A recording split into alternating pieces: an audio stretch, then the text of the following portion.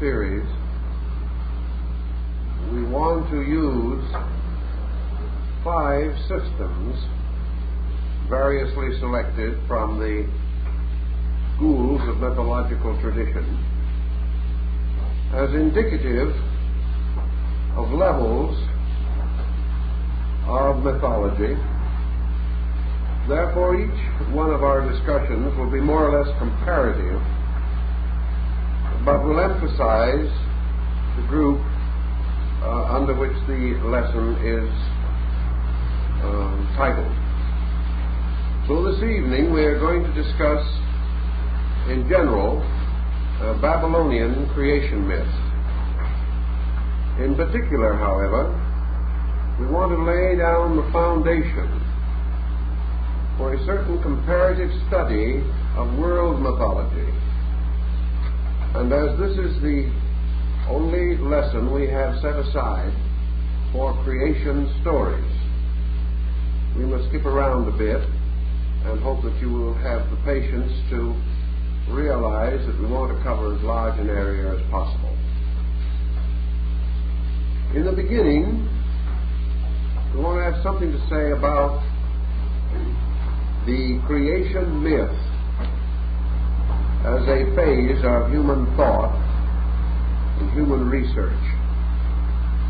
Every nation of importance has attempted to describe the origin of itself and to trace into the remote past the foundations of its religious and cultural institutions. For the most part, we come across something that mythologists have not emphasized, but which we must pause to consider. And this is especially true in the Babylonian group, but almost equally obvious in many other systems. Namely, that our creation account is nearly always twofold. There are 2 distinct stories, usually in some conflict, and about which a great deal of reconciliation has been attempted. We know, for example, in the Babylonian, that we have 2 distinct layers or levels of creation myths. One comparatively ancient, and the other comparatively recent. When I say comparatively recent, I mean probably not over 3,500 to 4,000 years old. The older group being of much earlier development. These groups are gradually reconciled and interpreted until they meet, but there is no basic essential meeting of original ideas. Why should this be true? Perhaps the answer lies in the fact that man is conscious of creation on 2 levels of existence. When you study the Vedas, or most of the sacred books of the ancient world, you realize that the authors were heavily indebted to the symbolism of generation, of human generation, in the development of their concepts of cosmogony. In the Eastern system, practically the entire story of the formation of the universe is based upon the prenatal development of the human fetus. And in various ways, the development and unfoldment of the world is regarded as merely the cosmic equivalent of the unfolding of the human being. On this ground, therefore, creation is a physical thing, arising from physical processes and to a measure symbolized by the physical changes and modifications which accompany the creativity of growth. There is also a second line of creation thinking, and that is psychological. If man, observing around him, finds that other things were created by generation, he then searches within himself for his own origin and finds not a physical source, but a more or less mystical source, a transcendent source, lying within the locked treasure house of consciousness. Man, searching for the origin of himself, therefore, passes gradually backwards through the conscious, subconscious, and finally to the unconscious strata of his own psychic organism. And man within himself experiences the elaborate mythology of creation quite differently from the form which he imposes upon the outside formation of things by material generation. Gradually, of course, he externalizes his own internal instincts, and he invests the generative processes with their psychological overtones, but certain conflicts remain. Also, the psychological creation is usually earlier and more profound than the physical creation, because man, possessing certain imaginative faculties within his own consciousness, is able to conceive of processes far more abstract than he can observe. Thus, internal conception is balanced against external observation, and we have a conceptual universe and an observed universe. And these polarities have existed throughout the study, the development of human thought. Man searching for beginning has always been more or less burdened with difficulty. It is very hard for the human mind to conceive the total absence of a created state. And so we are not surprised that some have taken the rather bold attitude that creation was the formation of something from nothing. This, however, was not a satisfactory interpretation. It did not meet the full need of the growing mind. It seemed wiser then, man speculating upon the mystery of life, to assume that prior to existence as it was conceivable to him, there was something. And in the Greek and in the Babylonian and in the Egyptian philosophies, efforts to determine this pre-existing eternal condition or something took on relations to elements. Some held that fire was the eternal element and the root of all things, and that everything came from fire. Others, like Thales, held water to be the sovereignty, and that everything came originally from water. There were some who claimed air to be the parent of all elements, and still others earth. But in the course of time, the belief in the parenthood of fire and the parenthood of water took domination over the other two elements. And nearly all philosophical systems have been based upon the belief that either fire or water was the primordial substance of the world. Now, it's rather interesting that two extreme elements should be thus contrasted, and that in many instances the universal theory was based upon a compromise or a relationship of these two, as is the alchemistical problem of the production of the stone, or the wise man's symbol, which was said by these alchemists to be the result of fire burning in water and water feeding the flame of fire.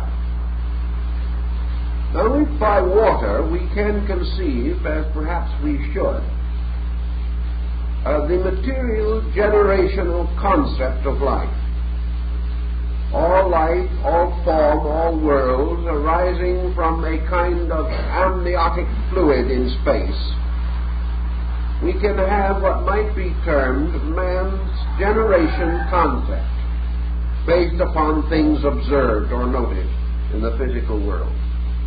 Generation from fire, on the other hand, suggests a more attenuated and spirituous essence.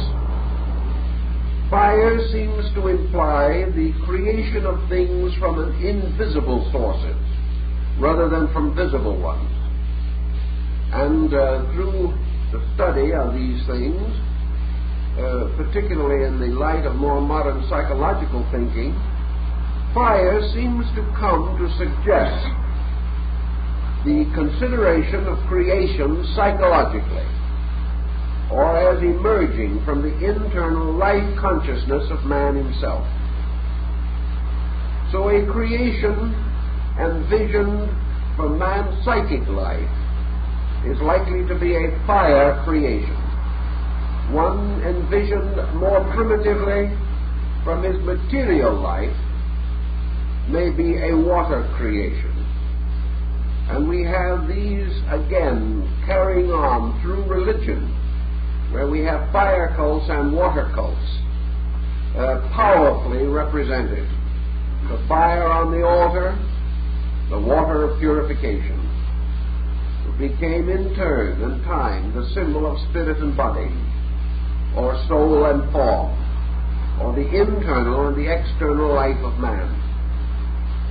So man conceived of the spiritual world of which he was a part originating in fire, and the material world or universe which he inhabited originating in water.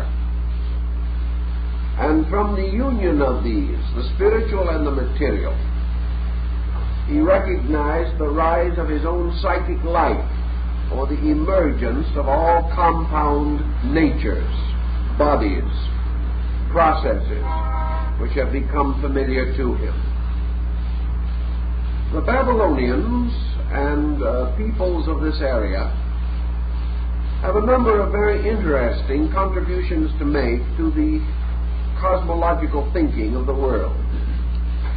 At a comparatively early date, probably even before the time of Sargon, approximately 3800 BC, we find the rise of a great Semite culture in the Babylonian area.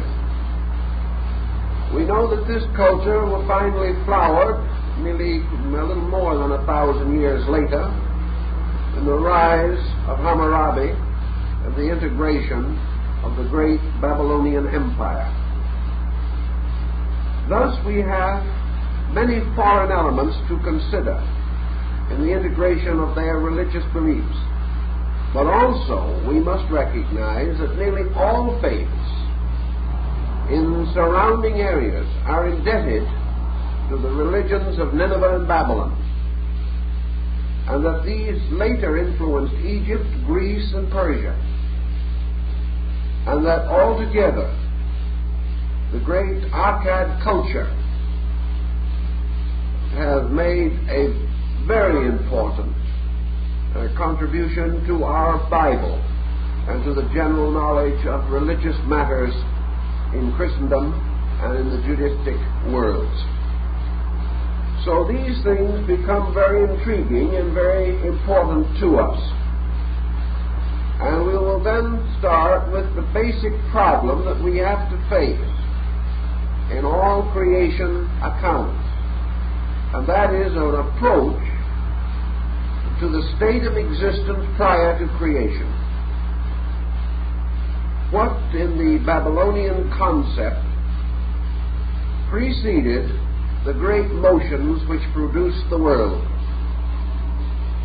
Actually and obviously, there could not be too much dogmatizing on this subject, for man has never been able to develop a complete exposition of the state of the universe prior to objectivity. Like nearly all ancient peoples, however, the Babylonians assumed a polarized existence, in the sense that the state of things prior to creation would be measured by a state opposite to the created state. If there were worlds in creation, there were no worlds prior to creation. If there was a certain organization present in the manifested universe, it would be absent in the non-manifested. So that the prior condition was without the conditions which later emerged from it, but possessed the potential or the possibility of causing conditions to emerge from its own nature. Thus in the Babylonian, as in the Chaldean later and the early Kabbalistic, that which preceded being was no being, not an absence of existence, but an absence of definable manifestation. Eternity includes, and possesses time, but time can never encompass eternity. Time exists within eternity, and when time fails or dies, eternity returns to its own manifestation. The same with being. All beings exist within a total state. This total state, being undifferentiated, is beyond analysis. Yet this state must precede all others and must ultimately survive all conditioned forms of existence. This total being must contain within itself all that is manifested during a process of creation. Yet it does not come into total manifestation in anything. For total being can become manifested only in total existence. And total existence is as inconceivable to us, as Sanchroniathon points out, as total lack of existence. All manifestation and no manifestation cannot be distinguished, because the human being is incapable of the experiences of totality, either plus or minus. Thus man lives in a condition of partial manifestations. He measures all things partly, not completely. The Babylonians attempted to differentiate the condition that preceded being, and they came to the same concept that was later to be enclosed or captured within the Chaldean oracles of the Zoroastrians, namely the thrice deep darkness. Eternity as bis and abyss, as Bami calls it, nothing and all. Something infinitely profound, infinitely eternal and existing, yet containing no measuring or marks by means of which it can be explored, defined, or captured by the mind or even by the consciousness itself. How then do you suppose the concept came into being or came into existence? Almost certainly through man's contemplation of the mystery of sleep. In other words, he has an objective awareness, and he has a subjective state in which in normal cases he is unaware of. He passes from a state of objective function to a state of non-knowing. In infancy, he emerges from a state of non-knowing. In the senility of age or of advanced years, he may return gradually to the childishness and infancy of not knowing. So wherever man extends his extremities beyond the boundaries of his normal functions, he approaches not knowing. Now the Chaldean and Babylonian was perfectly justified in assuming that the knowing can come from the not knowing. because it does so with every infant that is born. Gradually, from a condition which seems to be the lack or absence of qualities, these qualities gradually manifest themselves.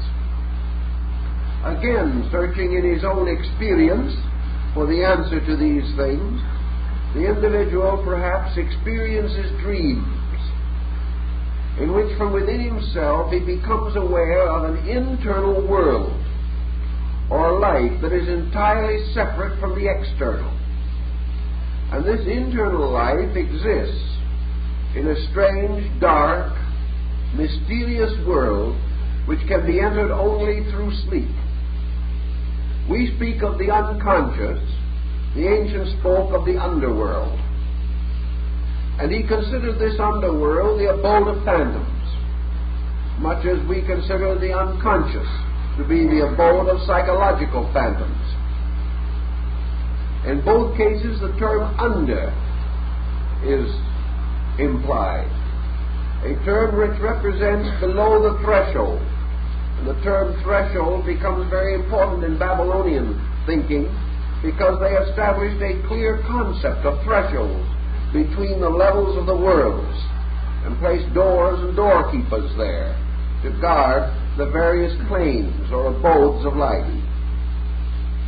So we have in this basic thinking a state which precedes awaking, which precedes the dawning life consciousness of infancy, which precedes knowing and yet is the root of knowing.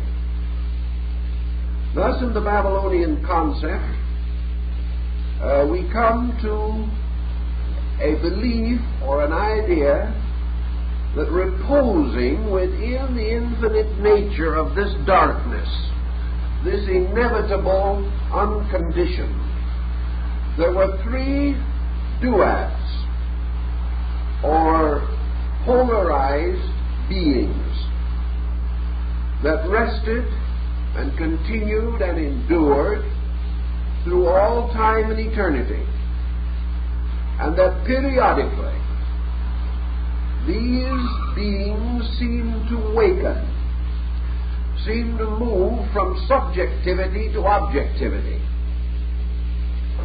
and as a result brought creation into existence as an emphasis, as a polarization within themselves.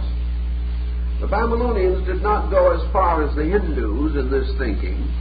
They did not actually say that creation was the awaking of these gods, but they implied that creation was the manifesting of the will of these polarized pairs of beings who caused to emerge from the eternal the roots and substances of existence.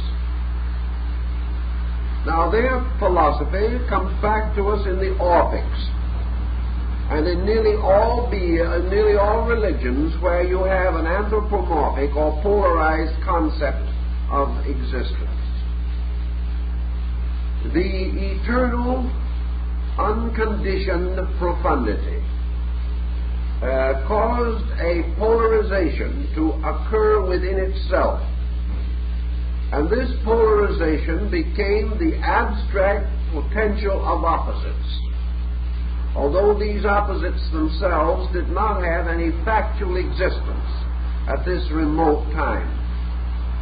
As the Greeks had ether and chaos to strive together, so the Babylonians and Chaldeans conceived of a striving opposition, two qualities in stress one with the other. And this stress appears to be the old familiar pair that we just mentioned, namely the stress between an internal psychological creation and an external environmental and material creation. Thus, the stress arises at first as a polarization between internal and external, a polarization between subconscious and conscious. And this polarization took place within the substance of the unconscious. So the primordial triad of the Babylonians was essentially unconscious, subconscious, and conscious. And the unconscious remained and must always remain unchanged. And the subconscious and the conscious became polarized within it, the subconscious leading to a motion of life from within energy and out into form, and the conscious leading to a reaction or the gaining of experience or knowledge from living, from environmental association. Thus the universe consisted of two polarized powers operating upon each other, a power of withinness and a power of withoutness or outsideness. And everything that exists was molded either from within or from without. And in many instances, both procedures were identically occurring. So that we have beings growing inwardly and at the same time being conditioned outwardly. Now the primordial form of this being that came out of the abyss is without very much clear definition even in the Babylonian consciousness. Perhaps it is very much like the being we find in the Scandinavian mythologies, the giant Ymir, who is formed of the strivings of the frost giants and the flame giants in that great abyss, or the great mysterious cosmic uterus called Gunungaga, or the cleft in space in which life and manifestation must take place. Now this formation of a strange primordial giant, a giant of potential force, striving and eternally existing, seems to tell us that gradually subjectivity was objectified, probably in its earliest and most natural form, as a complete chaos of elements. As the invisible defied analysis, so the visible in its primordial form also defied analysis. It was a mass of unconditioned, undirected energies and forces, and it lay long in space, sleeping, a mysterious, mythical monster, and it remained unsouled or without life within it except this strange, seething, collective life of total being. And this was the shadow. This was that which was the objectification of the deep. It was primordial ignorance arising from the totality of primordial unknowing. Now we have to study these thoughts rather carefully because they function on so many levels simultaneously. It would be very easy to confuse them. Man did not conceive of space, total space, as having a mind. He considered it as having merely a total existence. When this space objectified into the total material concept of space, it also was without a mind, but with an existence or a subsistence, second only to the duration of eternity itself. The only difference between spirit and matter, then, in this conception, is that matter was destructible, because it could be returned again to its own primordial source, whereas spirit or being could not, because it was still that source itself. So the universe passed into a series of conditioned states, And in these conditioned states, gradually the objectification of the world began. It began as a series of strange, mysterious pressures, motions, impulses, surging and seething within being itself, and so abstract and so total that even the greatest mythologist did not dare to give it any very tangible definition. He did not even dare to name it. He merely implied that it had always been there. Now this primordial space element began gradually to seem or to become real as the first conditioned existence. It was the first apperceivable state. Man cannot perceive the unconditioned, but he can perceive the conditioned.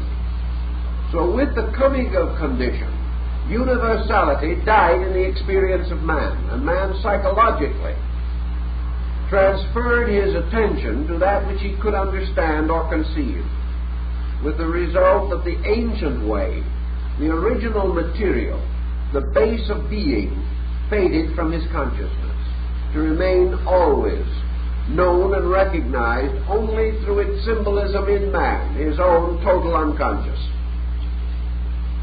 But this conditioned being in the Chaldean state, which was a primordial chaos, became known as the Elos, as Berosus tells us. It was the primordial slime.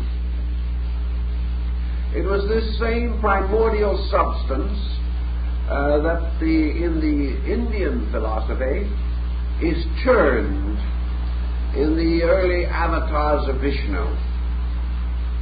This strange, mysterious mud, the slime, the base of our word Ilium, which is the ancient name for the city of Troy. This primordial mud or ooze was the great mother of all living. And way back in those days, man had begun to sense what was later to be more or less demonstrated, namely that all forms came out of water, and that all the organisms that were to come forth and become living creatures upon the earth had their roots and beginnings in a primordial ooze or slime, a humid, earthy condition, a confused earth-water mass, and that from this gradually came the beginnings of monsters.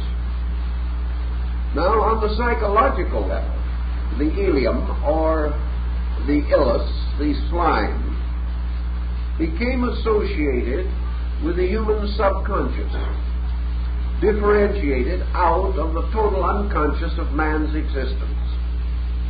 This strange ooze was the mother of imagination and fantasy, and it was from this internal strangeness that the first rudimentary dreams or nightmares of human consciousness began. So all human thought, all consciousness, all sensory and faculty differentiation, all ways of knowing and feeling which man has, came from a primordial kind of sensing, a mysterious confusion of thought and emotion prior to the individualization of either, so that somewhere there was a strange common denominator of man's psychic origin, and this was the mud, the Elos of the true subconscious root of conscious knowledge. From this subconscious came forth many different types of beings and creatures.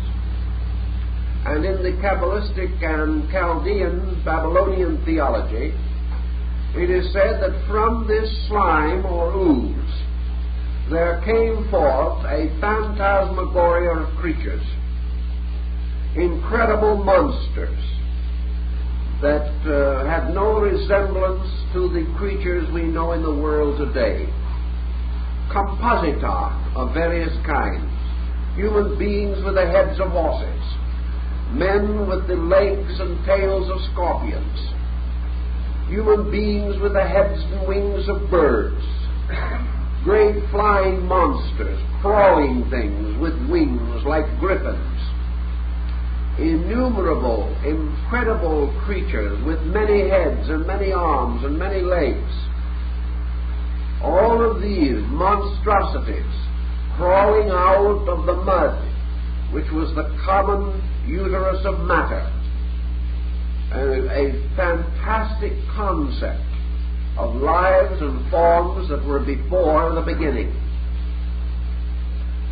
Now, out of this also there emerged from within man himself, from the subconscious ilus of his psychic mystery of slime, mud, there crawled forth the beginnings and rudiments of man's psychic pressures and tensions, his various forms of awareness, his psychological ways of thinking and being, the first monstrous struggle of thought and feeling, locked in a death struggle for supremacy, the strange delusions of which there are still traces today.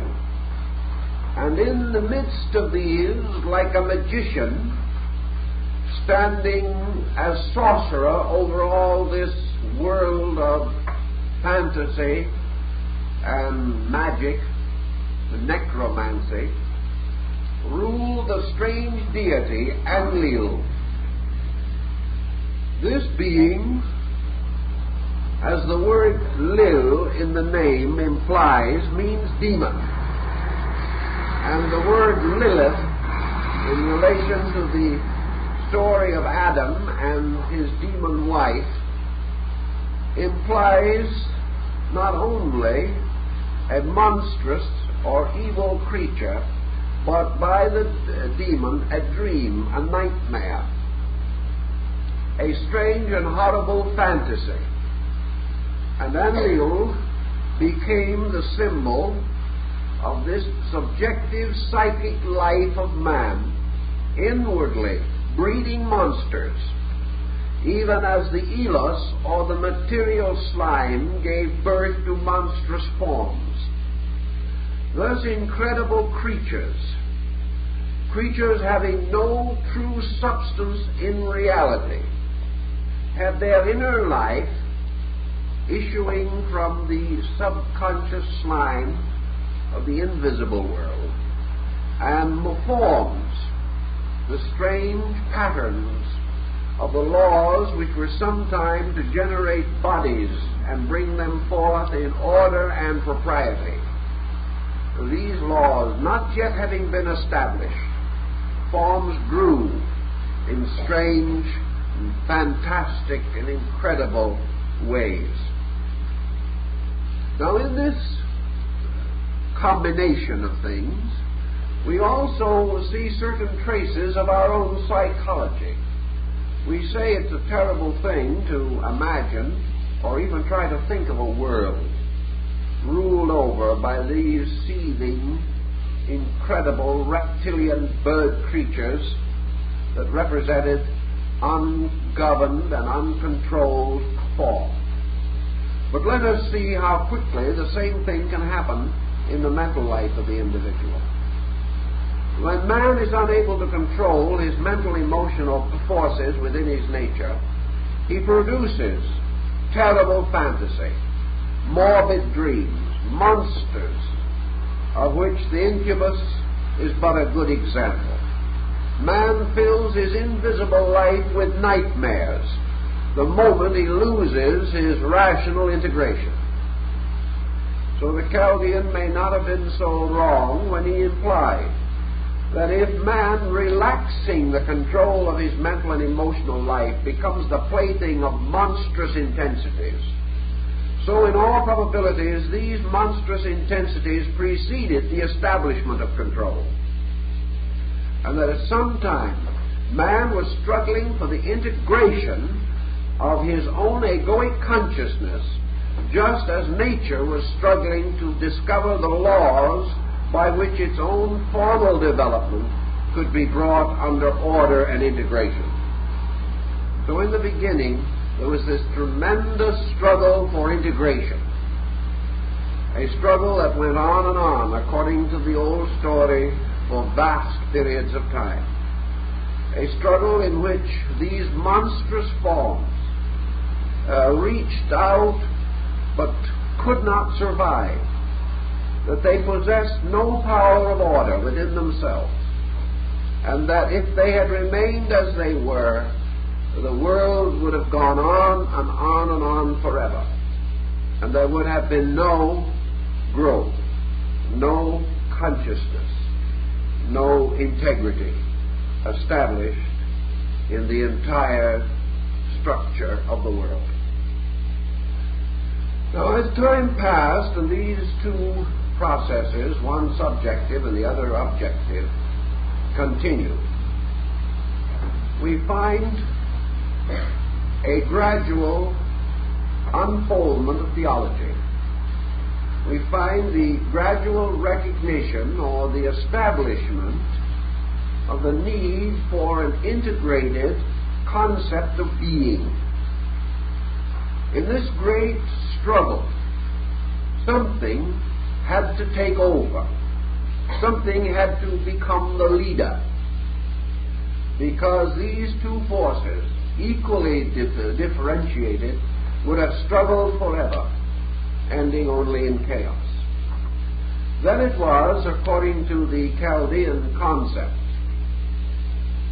that the ancient ones, the mysterious ones who had gone before, gods of an older order, are supposed to have come in and taken over and made these things gradually take shape.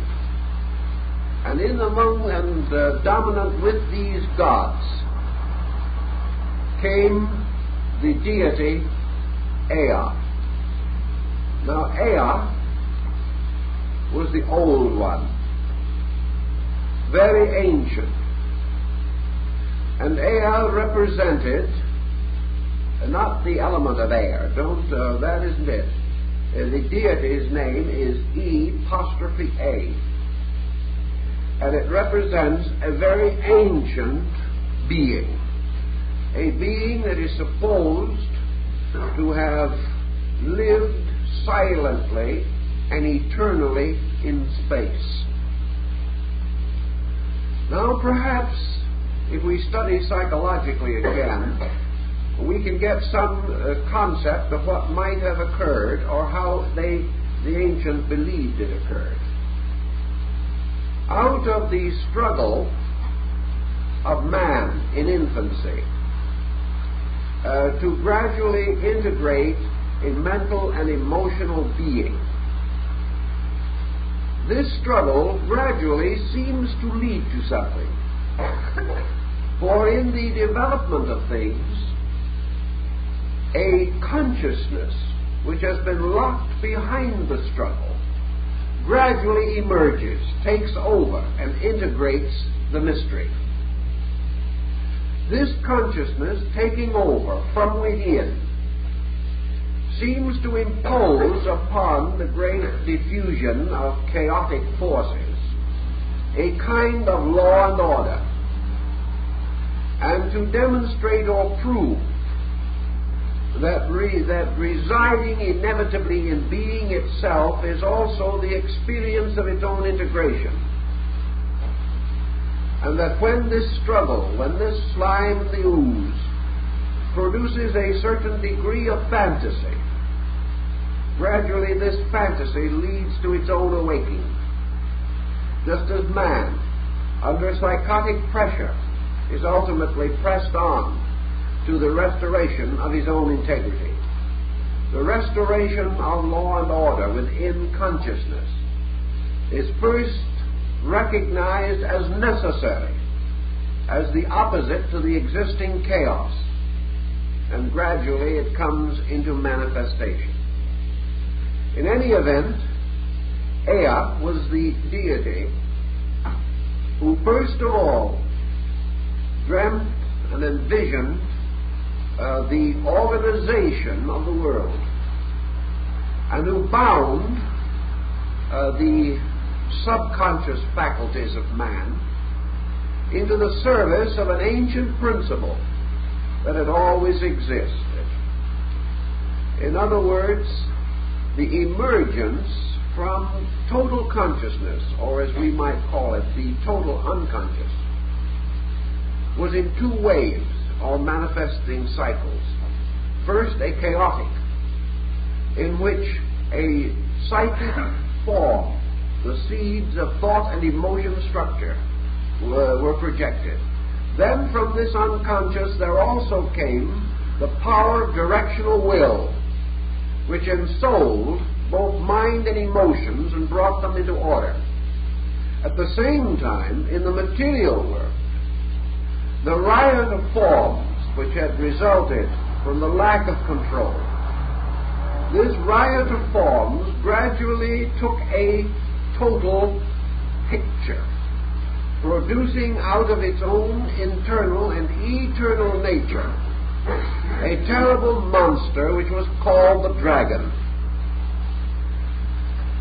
So here we have a God ruling supreme over the universe. And we have the dragon, a strange, horrible monster consisting of the total integration of chaos in matter. For all of the strivings and the madness of chaos had also finally come into a kind of mass, or a kind of common unity. And this unity was the primordial being against which the great St. George must go to slay the dragon of chaos. So the problem of the establishment of the adversary, the evil power, came in the integration of the concept of the dragon. And this dragon, Tiawa, abode in the depths of things and remained constantly howling against law and order, against the gods, and insisted upon its own unconditioned, uncontrolled existence. Now the deity, Ea, then called upon the gods to go and reason with the dragon, and to cause the dragon to renounce its authority, and to become once more a servant of good. In other words, the gods were sent out to attempt to arbitrate with natural phenomena in an effort to bring matter and mind into agreement, that matter might accept the controlling power of mind will, and that the divine imagination and reason might begin the molding of the material substances into the forms suitable for the incarnations of the godlings. But the dragon merely howled and refused to be in any way controlled. And so we have an interesting problem. If you remember in Genesis, day and night were created before the sun and moon, which is a peculiar circumstance. But the gods in the Chaldean and Babylonian account occupy the same position exactly. Ea, or day, was created before the sun, and the dragon, night, became its adversary. Now the dragon is always more or less guarding the sunset, which is, of course, the goal of the Nibelung. And in the Nordic mysteries, and in practically all the religions of the world, there is a dragon. And this power represents night, with its dangers and its hazards, and sleep, during which imagination and the psychic energies of man escape from the control of the reason. So in the daytime, man began to be a reasonable creature, but at night, his psychic life possessed him, and he entered a state of madness. And in the old records, this problem of day and night is so clearly and wonderfully set forth that its psychological implications are very obvious. In any event, however, Ea, the deity, was unable to reason with this monster, this horrible creature that is usually represented in Babylonian art as a lion-headed, winged human being with a ferocious and terrible appearance, and often in mortal combat with the gods. So the deity, who was at the root of life, the great thought which was organizing space, caused to emerge from his own being, as in the Greek myth, another god, who is generally referred to in the Babylonian story as Merodach. And this goes back to your Hindu, your Chinese, and your Tibetan concept, which is in the reverse of ours. Because in the Babylonian also, the thought gives birth to the mind. It is not the mind that gives birth to the thought. Thought precedes mind in the Babylonian Genesis. But out of the great thought comes forth the hero mind. And Merodach arises sometimes as Baal, sometimes as Beos, sometimes as Dagon in the Philistine form, and sometimes as Oannes the fishman. But this Merodach is the only begotten of his father, the God who is destined and foreordained to bring order out of chaos. So he represents the symbol of universal mind, coming into the middle distance between the above and the below. In the ancient Babylonian art inscriptions, for in those days they carved their cuneiform glyph directly across their pictures, so that the body of deities and all these forms are covered with the little cuneiform characters. But in this writing and symbolism, we see Merodach descending into a middle distance between the abyss of space and the abyss of matter.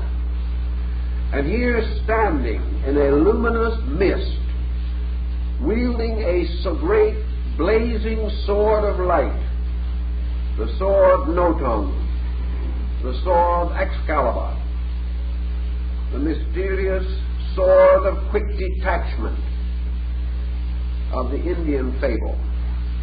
And with this tremendous power, Merodach, blazing with celestial splendor, overcomes and destroys the dragon of darkness.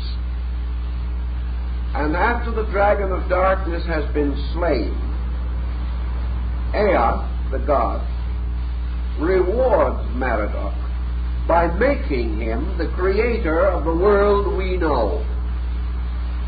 Now this is interesting because it indicates that creation, as we know it, is an entirely secondary process, and that Merodach becomes, so to say, the logos in the same way that Zeus, the Greek Zeus, or the Latin Jupiter, becomes the creator of the inferior order of beings.